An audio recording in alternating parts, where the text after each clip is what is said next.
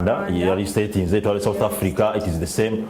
Are you seeing us Uganda for one to Kubanga nechibozibozi we abantu bakina bakinyumya ekibozibozi kyo downtown ngabagamba tugenda kuda mu lockdown after elections bichi but katuvude elections na bichi. Do you see a need okuba tuda mu lockdown kuba tulabe Rwanda yazzeewo nga tebakyakiza interstate movements nti obova mu district mba nva Kampala syakizi bagenda Wakiso nga ngo transport yo bamuganye mandi Wakiso I stay in Wakiso omuntu Nyamirambo takizwa genda kati Kigali anakusigala Nyamirambo abeereyo tojja kusala genda Nyarugenge. So that is the case. Are you seeing that coming to Uganda here anti natugenda genda mu lockdown? Maybe Carol should give her input. All right, of course, because the cases keep increasing, I think the state of Rwanda was worried about losing thousands of people because at the end of the day, singachi, so if you die, then there's no way that you're going to actually see your future or something. So I think that's why the president came out and said, okay, let's lock down for some time. My only problem is that if it happens in Uganda, are we ready for the economic burden that we are going to start facing, of course, if they lock down? Because we are very sure that businesses ezibezawo the economy or businesses ezibezawo abantu themselves like the everyday person to have something in their pockets. They need to go to work, they need to show up at their businesses. Of course we know that almost 40 or 50% of Ugandans are into business, direct business, where they own small scale businesses, where they are into trade and marketing. So the problem is not the lockdown. The only problem we are going to have is the fact that the economy is going to be affected, is the fact that people are living in abject poverty right about now in Uganda, and this is only going to increase and not decrease this poverty because they've just gotten back to work after the country locked down in March of the last year, 2020, and they just got back on their feet. Some are complaining that they are going out of business because of very low earning rates.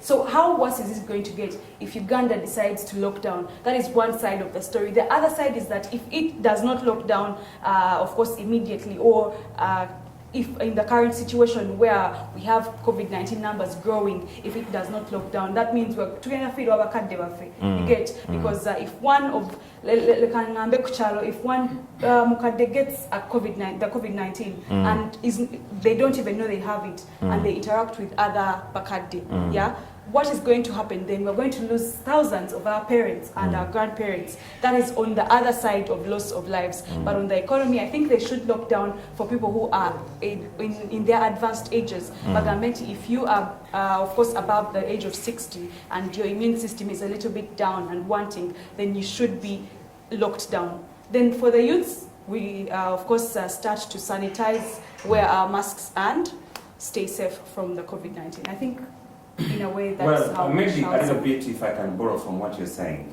I'm very passionate about that because tewali wonteekateeka wano mu ggwanga butulensi endala zaavaayo n'enteekateeka engeri gye bakwatamu abakadde mu kiseera kino ekya pandemic because abakadde tubalabyeko 60+, they are vulnerable.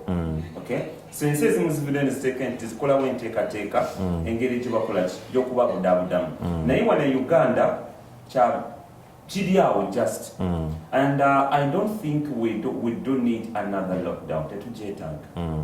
This is a pandemic, okay, that abangabe nakinasoso okwogera nti kati COVID-19 tulina kuyiga kubeera naye kinabadde nkuyigiriza kiri ekintu kinadde kunyola ekintu ky'engabo nti nga bwe twayiga okubeera ne siriimu ne batulya kati engabo weeri zi-kiss condoms weeziri n'endala, okay, nti kati oba tuyagala kufuna siriimu yambala engabo, yambala all those brands that you know. So nakati oba tuyagala kufuna COVID yambala mask. COVID tulina kuyiga kubeera naye. But again, otherwise bw'otunuulira effects of COVID-19 or the pandemic, but just the simple effects of the lockdowns that tubaddemu wano ngenzi Uganda ebadde ku myezi omukaaga egyali active egya lockdown, bw'otunuulira effects they're even worse than COVID itself. Yeah, true.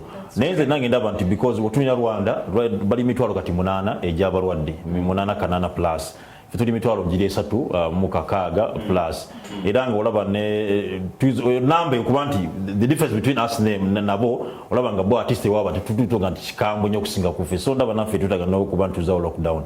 naye nga tuna nesuubira okuba tina vaccine yakolebwa, but my worry is about vaccine erituuka ddi wano ewaffe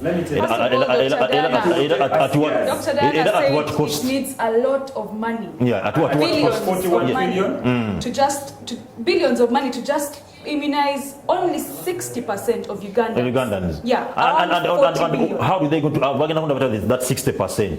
Is it? How about the 40% abatali vaccinated? The 60% bagenda gironda batya?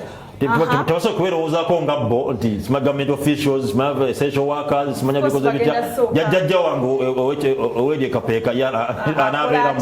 Of course, we don't know who is among the 60% that are going to be vaccinated or the 40% that are going to just be there in abject, absolute.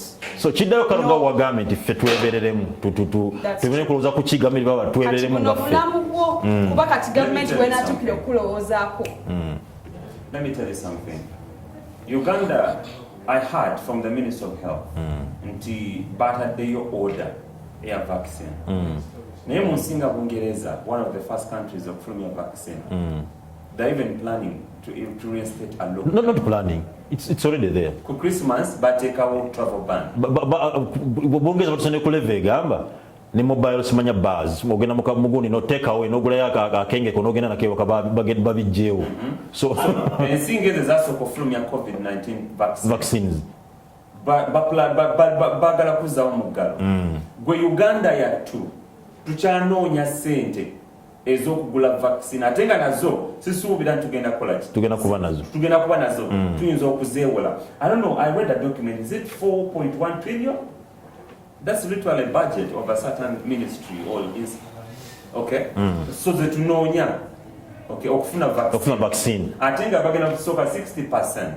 So that means it may take us years to have the vaccine ready in Uganda. I had the president of Uganda speak to the nation a couple of weeks ago. Ngagamba nti Uganda is going to be among the countries that are going to produce the vaccine. Batusuubiza mwezi ogw'omwenda, up to now there's no vaccine.